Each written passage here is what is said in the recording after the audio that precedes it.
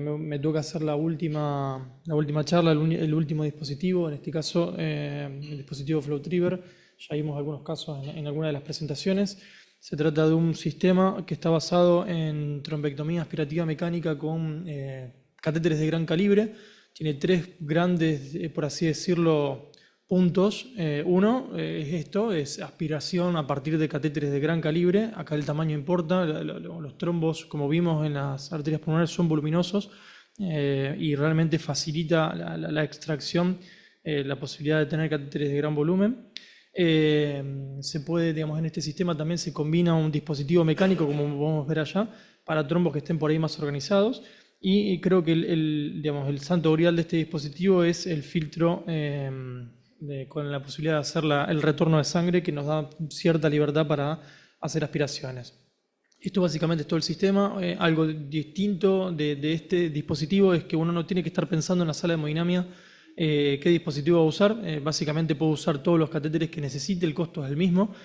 Por ahí con otros sistemas uno, si necesita un catéter diferente o algún adimento, le va agregando mayor costo a la intervención, así que realmente también es bueno conocer que uno puede trabajar tranquilo y puede usar todo el portfolio que vamos a ver.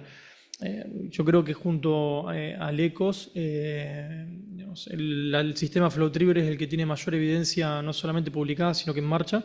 Ya hemos nombrado algunos de los estudios que voy a mencionar rápidamente a continuación. La mayor parte de la evidencia surge, digamos, de lo que es más fácil de reclutar, que son los pacientes de intermedio alto riesgo. Les voy a mencionar solamente uno, el FLASH. El FLASH fue un estudio americano, 800 pacientes. La mayor parte de riesgo intermedio, pero 8% tenían también descompensación hemodinámica. Fíjense que son pacientes, esto es un registro única rama, esto es vida real, 30% tenían contraindicaciones paralíticos. Se vio una mejoría inmediata, digamos, en la sala de hemodinamia, una caída de casi 8 puntos de la media de la presión pulmonar. Muy baja tasa de complicaciones en las 48 horas, el dispositivo es realmente seguro. Lo que hablábamos, que prestan mucha atención los americanos, es una corta internación. Son solo 3 días de mediana de internación. Prácticamente no se usan líticos en estos dispositivos, 98% fuera libre de líticos y hasta el 60% ni siquiera fue a la unidad coronaria después del procedimiento. Y lo más interesante siempre es esto, ¿no? Una mortalidad por debajo del 1%. A 30 días, con resultados que se sostuvieron en el seguimiento, vemos que la mortalidad a 6 meses es baja, es solo el 5%, y que el desarrollo de complicaciones, que después por ahí Rodolfo nos va a mencionar un poco, la enfermedad trombólica crónica, fue baja. Obviamente que esto nos sirve, digamos, como punto de comparación, pero bueno, es alentador. Yo creo que de vuelta, el gran cambio, digamos, con este dispositivo es lo que vemos acá, es el filtro de sangre, el FlowSaver, que permite separar los coágulos y devolverle la sangre al paciente. Esto es un estudio que se publicó el año pasado en el Congreso Europeo de Cardiología, que comparó el desempeño de este mismo sistema con y sin el FlowSaver. Y fíjense que simplemente agregándole el filtro de devolución de sangre bajó 40% la mortalidad y 30% el riesgo de sangrado. O sea que realmente no es solamente aspirar, sino que es tener cuidado de digamos, no extremar la pérdida sanguínea. Rápido los casos, ya hemos visto un montón. Este es un hombre de 58 años, fíjense que están resaltados los puntos que estuvimos hablando. Taquicárdico, troponina positiva, lactacidemia, gran carga trombótica, tiene un trombo en silla de montar con trombos oclusivos bilaterales, tiene reflujo de contraste en la vena cava inferior, tiene dilatación del ventrículo derecho. Esto es un eco que se hizo bedside, fíjense, digamos, McConnell, dilatación del ventrículo derecho, todo lo que estuvimos charlando. Y acá estamos con Gonzalo haciendo el procedimiento. Esto es un procedimiento que se hace generalmente de abordaje femoral. Acá vemos como sin dificultades este catéter de gran calibre puede viajar por la circulación pulmonar. Ahí estamos haciendo la primera aspiración o Bush, y acá con Gonzalo estamos filtrando la sangre. Yo la estoy devolviendo desde el introductor, no desde el catéter que está en el pulmón, porque ese catéter está todavía con trombos, y ahí podemos ver el trombo que se separó y que se saca.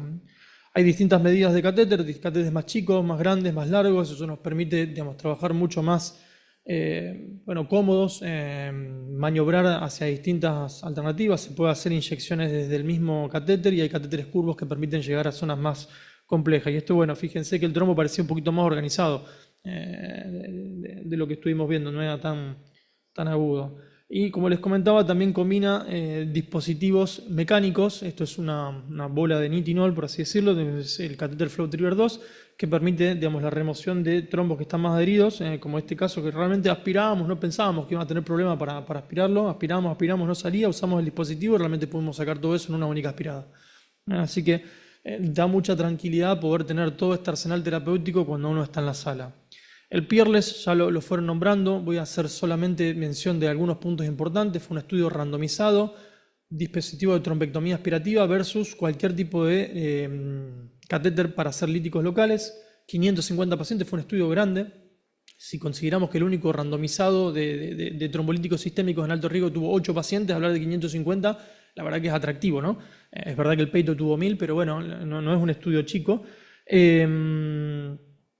Vale la pena aclarar, como mencionaban, que son pacientes ultra seleccionados, no son pacientes de la vida real que dijimos que tienen alta tasa de riesgo de sangrado, hasta el 20-30% tienen contraindicación de líticos, en este caso no, el 4% tenía alguna contraindicación relativa, y el score de sangrado, que también hablamos mucho de que no podemos estratificar al paciente en su riesgo trombótico, es muy difícil también establecer el riesgo de sangrado, ¿no? Pero con esta escala de BTE-BLED, menos de 1 cada 4 tenía un sangrado, por así decirlo, un mayor riesgo de sangrado. Y en eso sí, digamos, si bien es verdad que este dispositivo de trombectomía fue superior en el win ratio, que tenía 5 puntos, cuando uno ve los puntos importantes, es verdad que uno puede decir que ambos son buenos en este escenario de pacientes de bajo riesgo de sangrado, pero es importante también destacar que parece que la recuperación es más rápida con el dispositivo que remueve el trombo en forma inmediata, ¿sí? Que el trombolítico requiere de más tiempo. Hubo más deterioro clínico o necesidad de terapia bailout en la rama líticos locales versus en la rama FlowTriever, y hubo mayor también estadía hospitalaria, que esto hay que tomarlo entre comillas porque obviamente, como decía Bernardo, lo tenemos que monitorizar al paciente mientras le estamos haciendo el trombolítico. Pero bueno, también a las 24 horas se evaluaron distintos puntos, disnea, digamos, por distintos scores, función ventricular derecha, que ya es más objetivo, o frecuencia respiratoria, y a las 24 horas los resultados fueron superiores en la rama de trombectomía. Y esto también nos hace pensar que por ahí en pacientes más graves que necesitamos un cambio más inmediato, puede ser una opción pensar en un dispositivo de trombectomía por sobre, digamos, lítico local. También en el seguimiento hubo menores admisiones hospitalarias, hubo un día menos de estancia hospitalaria y menos, digamos, admisiones, perdón, a los 30 días, eso yo lo había mencionado. Lo interesante del dispositivo es que tiene evidencia en pacientes descompensados, que es muy difícil de randomizar pacientes que están en shock. Entonces, lo primero que plantearon desde la compañía fue hacer un estudio, no randomizado, pero un estudio de grupos paralelos, donde se le dio al médico tratante la oportunidad de decir, bueno, en qué rama, digamos, ponerlo, en la rama estándar de tratamiento o en la rama, digamos, de intervencionismo con estos catéteres. Obviamente que eso lleva mucho sesgo de selección, pero no deja de ser un estudio importante. Acá son 115 pacientes, no son 4, 8, como habíamos hablado de otro. Y este estudio tuvo que ser detenido en forma precoz porque hubo una performance muy superior de la técnica endovascular con este dispositivo versus el tratamiento estándar, sobre todo en lo que es mortalidad. En la mortalidad, digamos, con esta rama, y 20% de estos pacientes se presentaron en paro cardiorrespiratorio. La mortalidad fue solo el 2%, el 1,9%, versus la rama tratada en forma estándar, que fue lo que ya conocemos, que es el 30%. De hecho, hubo otra rama comparadora que fue le llamaron ellos un performance goal, que fue resultado de una corte histórica de todos pacientes descompensados, donde el número de mortalidad global es del 30%. Entonces, es realmente alentador. Si uno compara los resultados publicados, ya el doctor Bilbao mencionó el registro CONARE, que es el registro más grande de tromboembolismo pulmonar multicéntrico en Argentina, se nos muere el 40% de los pacientes en shock. En el mundo, con este metaanálisis que les mencioné, digamos, es del 30%. En un metaanálisis bastante interesante publicado con LISIS local, es más alentador, la mortalidad es del 13%, pero no hay ningún otro estudio que tenga una mortalidad tan baja del 2%, incluso incluyendo pacientes que se presentaron 1 de cada 5 en paro cardíaco. Y realmente sí es notable el mejor perfil de seguridad que tienen las técnicas endovasculares, esto es sangrado intracraneal, que lo mencionaba Bernardo, 0% en este caso en el FLAME, y también es muy bajo en este metaanálisis de líticos locales. A partir de las críticas de que este fue un diseño no aleatorizado y que tenía muchos sesgos, están desarrollando el más grande estudio de intervencionismo en TEP de alto riesgo, que es el Percibir. Va a randomizar a 200 pacientes a Standard of Care versus rama FlowTriever, y creo que esto, que es lo que decía el doctor Bilbao, va a cambiar definitivamente la forma que tenemos para manejar los pacientes con descompensación hemodinámica. Pacientes, bueno, estuvimos charlando, esto es como para redondear lo que vimos, paciente que primero se pensó en un síndrome coronario agudo, una mujer de 60 años, que, digamos, ingresó por un síncope y dolor torácico, tenía todo infra anterior en el electro, y de vuelta era dolor torácico más que nada lo que manifestaba. Entonces se llevó a la sala de hemodinamia pensando en un infarto sin supra, coronarias normales, pero cuando empezamos a interrogar un poquito más, se nos prendió la lamparita y pensamos que podía ser un TEP. Cardiólogo de guardia, eco bedside, en la sala de hemodinamia pudo hacer una imagen muy sugestiva de embolia pulmonar, una mujer que tenía alto riesgo de sangrado, así que ahí mismo hicimos arteriografía, nos confirmó el diagnóstico, era una paciente que estaba en shock por una embolia pulmonar masiva, bilateral, alta carga trombótica, tenía un trombo en silla de montar, y nos permitió hacer en ese mismo procedimiento la trombectomía, que más allá de lo lindo de las fotos del trombo, lo importante es lo que mostraba Bernardo antes, el cambio hemodinámico que nosotros logramos en estos pacientes. La paciente entró en shock, y cuando terminamos el procedimiento, a la hora, menos de la hora, eso es lo que habitualmente tardamos en estos procedimientos, logramos suspenderle el soporte vasopresor, subió 60 milímetros de mercurio la presión sistémica, bajó 20 puntos la frecuencia cardíaca, bajó 15 puntos la media pulmonar y el índice cardíaco se normalizó, aumentó un 200%. O sea que esto es lo que estamos buscando a la hora de tratar pacientes con descompensación hemodinámica. No tenemos que ser tan perfeccionistas como en los coronarios y que quede hermoso, digamos, uno puede ser tolerante y por eso puse simplemente esta tomografía, porque si uno ve la imagen de la angiografía de control, sí queda trombo, pero uno no tiene que salvar la vida del paciente, no es que tiene que dejar hermosa una imagen para la foto. Y, digamos, esta experiencia que fuimos ganando por ahí nos hizo enfrentar a cuadros todavía más desafiantes. Esta fue una mujer de 71 años que estaba internada por un cáncer tiroideo con invasión laringea, que se hizo una cirugía con reconstrucción laringea, que estuvo internada con profilaxis adecuada y que después de 2 semanas de la cirugía más o menos se incorpora haciendo, digamos, kinesio motora y tiene una caída súbita de la presión arterial, sensación de muerte inminente, frecuencia cardíaca de 150, necesidad de asistencia respiratoria mecánica, de saturación a pesar de la ARM y un shock progresivo yendo al paro con dosis ya tóxicas. Acá fue una discusión también de qué hacer con esta paciente. Obviamente no le podíamos dar trombolítico sistémico, que hubiera sido una buena opción por la cirugía reciente. Se hizo un eco bedside y que claramente nos estaba mostrando, digamos, que probablemente todo esto era secundario a una embolia pulmonar.